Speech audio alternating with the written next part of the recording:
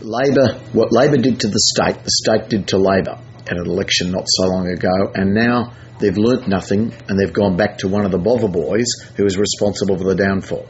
Now, I know Romilly hasn't been in the country for the last week, but you must have watched this and seen this development. What's your assessment of where Labor has gone wrong? And more importantly, is it a state issue or is it a national issue? I think Labor really didn't listen to what people were asking them to do. It just got tired and everyone was fed up, especially on the industry side. Nothing was happening.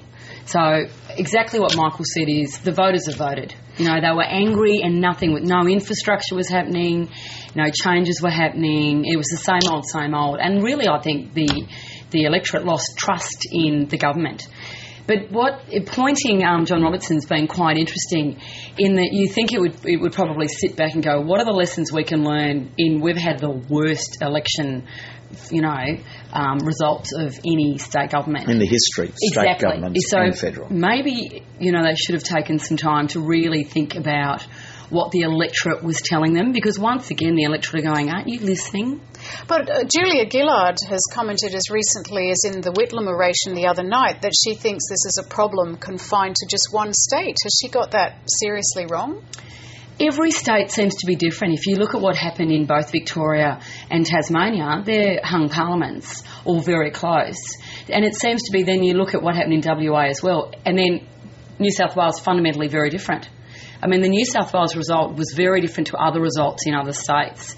So it does seem to be this very specific state issues happening, and we're the one state where we've had the same government for a very long period of time. And I know all the states used to be Labor, and that's all shifting at the moment. But I think in New South Wales the problems seem to be endemic, more so than the other states. But I think it's moving beyond New South Wales. The creep of Sussex Street is virally moving through Canberra, and what Julia Gillard's trying to do is quarantine it and pretend it's not moving to Canberra, but it is. That's what took Kevin Rudd out. That same Sussex Street marker bib model is what removed a Prime Minister elected by the people. Or does she have to sort of show a united front but be seriously worried about something in the background, as politicians do? It's certainly an attempt. Labor's now in mode of revolving door leadership change. And back in the 70s and the 80s, that was a problem the Liberal Party had in opposition. Labor's now got it in government. It goes through more leaders than ever has occurred in the past. 5 new leaders in 6 years in New South Wales is an extraordinary figure.